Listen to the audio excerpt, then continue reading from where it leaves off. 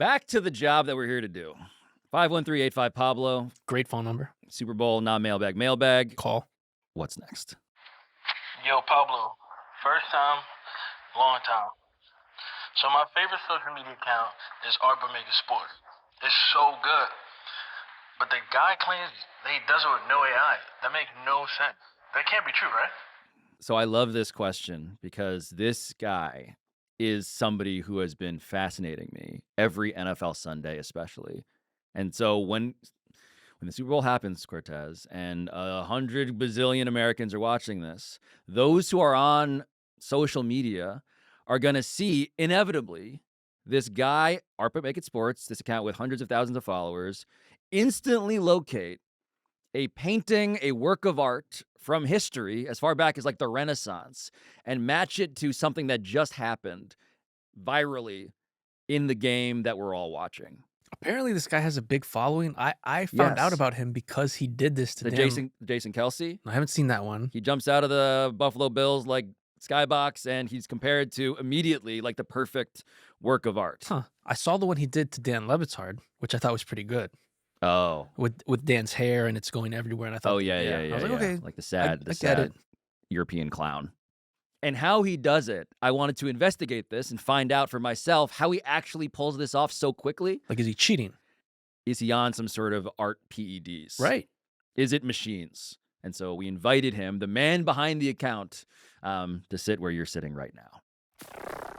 I should say that my favorite Twitter account is sitting across from me, which is a very disorienting thing to have Art But Make It Sports, at Art But Sports, here. And I should say that I don't know what your actual name is.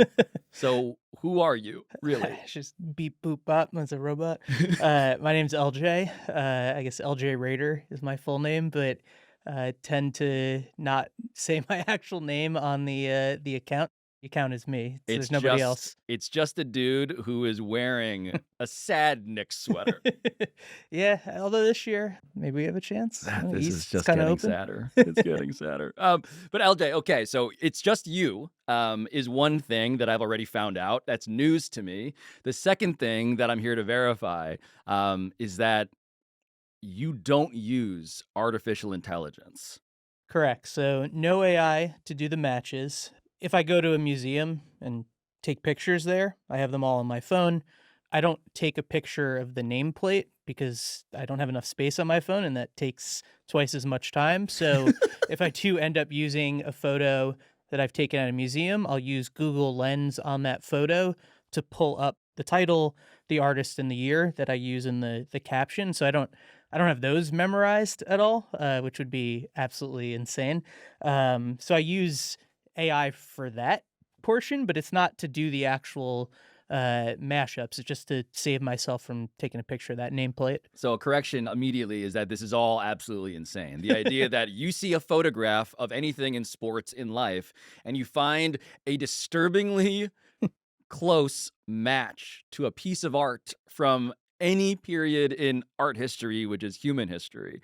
And you're telling me right now that the only thing you use the computer for is to help name and identify the actual painting that you saw originally because you were out at a museum somewhere just saying like, oh, that looks interesting. I've always sort of seen things through a sports lens. And so going to museums, I look at a painting and somebody might see, something beautiful, and I see, the Knicks crumbling in the playoffs, or, that's kind of where my mind goes. And the problem is that I don't think people believe you. Yeah, nobody believes me. And so we're here today to test this. We will put you to an actual scientific challenge. You will prove to us that you can do this as just a sad dude in a Knicks sweatshirt and just using his brain and not computers. But I want to just show people some of the stuff that you've done, which makes people think that you are a computer. Cool. There are some all-time great ones. This isn't even a sports one, but can we start with the Bass Pro Shops guy? So this dude was naked in a Bass Pro Shop, dived into the pool, emerged from the pool, just laying across the floor. And you found what that matched this, because it's incredible. I think it's a Bruegel. Yeah, it's either Bruegel or Bosch. So LJ's looking at his phone for people not watching on YouTube or the DraftKings Network. The catalog, the handheld catalog of just apparently paintings. Yeah, so Bruegel. Him and Bosch tend to have scenes with lots of people and lots of naked people Mhm. as well. More Bosch naked than Bruegel. Gonna adjust my power rankings for Yeah, nudity. for nudity. Yeah. Hieronymus Bosch. Yeah, more than Bruegel. But got lucky that it was both somebody in a similar position, but then also the water Yes. nearby, I think It's was the important. levels, The okay? So levels, the yeah. levels to LJ's matches here are what makes this beautiful. I mean, for instance, just like Taylor Swift behind that frosted window. Yeah, so actually the first image I saw was one that Taylor Swift was inside looking to her left out the window, and I had something actually prepped for that, like a Vermeer with a woman looking out the window. It's like a very just like common theme in art history. You basic Uh, yeah, exactly. pulling Vermeer. And then I saw this version and just knew I guess the red kerchief painting. So This is my high school art history. This is Claude Monet. I want to pull up the time that Draymond Green was choking Rudy Gobert, of just Rudy in the crook of Draymond's elbow, reminded you of what? John the Baptist with his head on a platter, or some derivation of that title. That moment, I wasn't watching that game. I looked down at my phone and it just blew up with images and different angles. I think I did a few different ones from that moment. It's the angle. Yeah. Like in profile, John the Baptist's, is that a severed head? Yeah. Yeah, okay. So the severed, decapitated head of John the Baptist is at the exact same angle, nose and brow, as Rudy Gobert. And it's, I believe that's like a platter of some kind. Yeah, exactly.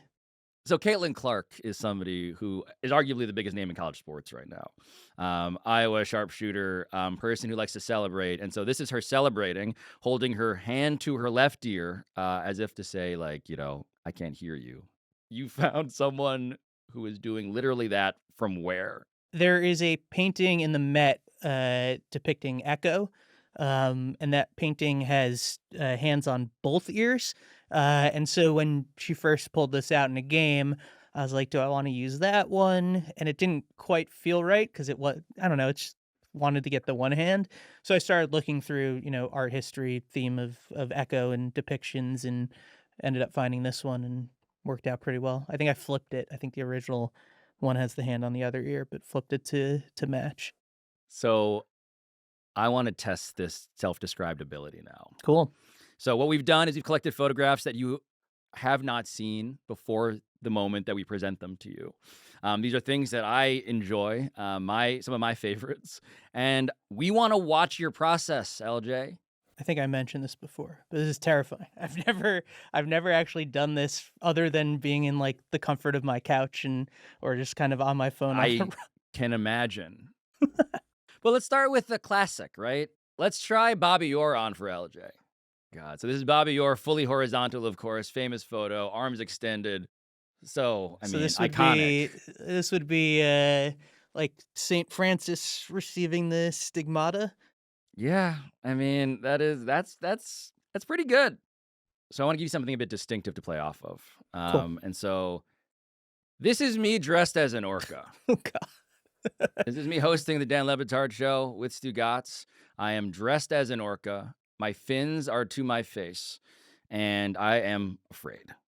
So I think I've done this one before, actually. This reminded me of a Georgia O'Keeffe painting. Oh my God, of course. With the petals and you your can face say it. And yeah. You can say what Georgia O'Keeffe is mostly depicting. Yeah. I don't even know what you would it's a vagina. A vagina, there you go. But your face is the clitoris, and thank you. yeah. Georgia O'Keeffe is a titan of art history. And it's an honor to be compared to one of her vaginas. Another paragon of the human form is Dan Le Batard, stretched out across his pool table, wearing only swim trunks, looking confused, but also weirdly confident. He's beautiful. So these poses tend to come up a lot, and there's a whole bunch of different like ways that I could take it. I guess Venus of Urbino would be one of them. There's an artist, Henry Moore, that has more sculpture-based reclining.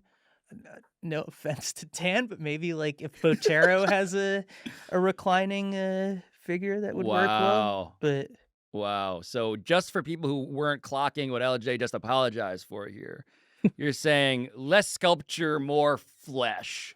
Rubenesque, Rubenesque, yeah. as they say in the world of art. Meaning, I think chubby. Yeah. Chubby, but that was a thing that, of course, artists quite valued in their subjects. Yeah. I'm reluctant to do this a bit, but it's an iconic photograph in the annals of sports media because this is maybe the most famous couch I can recall in our business. It is a couch that had Jason Whitlock sleeping on it.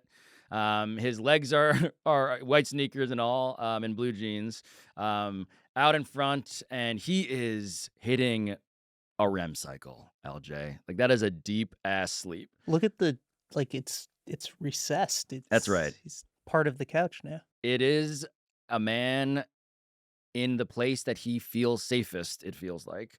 And this angle of repose resembles what to you? Yeah, so at first glance, and it would be a kind of a juxtaposition in that Flaming June, which is on display at the Met right now, is very pure and beautiful in a similar pose to Whitlock, and then him on the other side being all gross and disgusting. But yeah, Flaming June's the first thing that came to mind. Even though it's like different colors and like predominantly orange and That's a great one, though.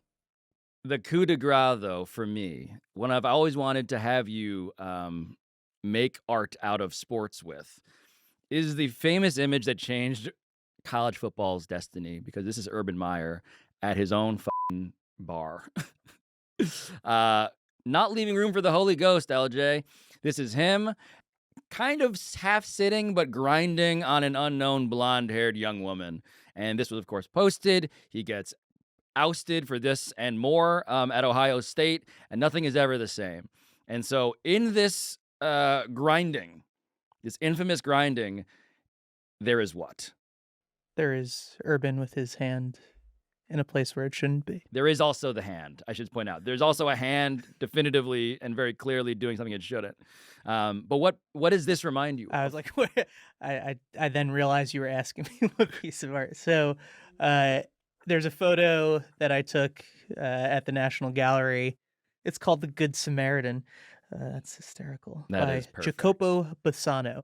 Again, I urge you to go to YouTube or the DraftKings Network to see the Good Samaritan, who has a similar level of desperation on his face, as well as an angle, holding what seems to be a person in need who is similarly disinterested in what the person behind them is offering them from behind. That is fucking incredible. But I want to bring it back to me near the end here, because in the PTFO universe, I've always thought of my own calves as a work of art. And so this is me, honestly, I think, more flexible than anybody who works on my show realized. Unsheathing my left calf. My leg is in the air. It's pretty explicit, admittedly. What does this remind you of? Yeah, so two things. There's a sculpture of a dog peeing on a building that I've used for the Ole Miss end zone touchdown celebration. Yes. I want to say it was Elijah Moore. Yes, Elijah Moore peed during the Egg Bowl. Yeah. And cost them the game, arguably. And then Pantomime peeing. there's another painting that almost certainly will need to be censored, but a Gustave Courbet painting. Women's genitalia has been a theme of. I'm realizing that this entire test has mostly resulted in you comparing me to female genitalia. Apologize. Yeah. First thing that comes to mind. If this didn't actually look like this, I'd be a lot madder at you, for the record. But for the record as well, f you and f Gustave Courbet. It's fair. Now, I don't like Knicks fans. So I noticed, you had a Knicks fan in my seat. I don't appreciate that. Beyond that, this is a show prides itself on journalism, on reporting. Did you talk to anyone besides him? We just tested him. But it's one person. Yeah, we presented him with numerous examples, and he generated it on command. That could have been edited. You're Like, saying it's he one has person. he has those chess player anal beads where someone's telling him, spelling out Gustave Courbet All I'm saying in is his ass? I'm not convinced yet. Just saying. Fine. If you have a lead on LJ Raider using anal beads, 513-85 Pablo, let us know if Ryan Cortez's theory holds any weight. And are we done here so I can, like, warm up my nipples or no? Put those away. We are done, finally. I should go to a doctor.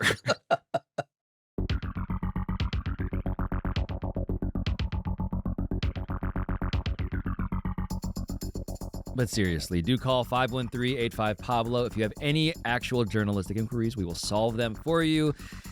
And I hesitate to thank Ryan Cortez right now after all of that. But Pablo Torre Finds Out is in fact produced by Michael Antonucci, Ryan Cortez, Sam Daywig, Juan Galindo, Patrick Kim, Neely Lohman, Rachel Miller-Howard, Ethan Schreier, Carl Scott, Matt Sullivan, Chris Tuminello, and Juliet Warren.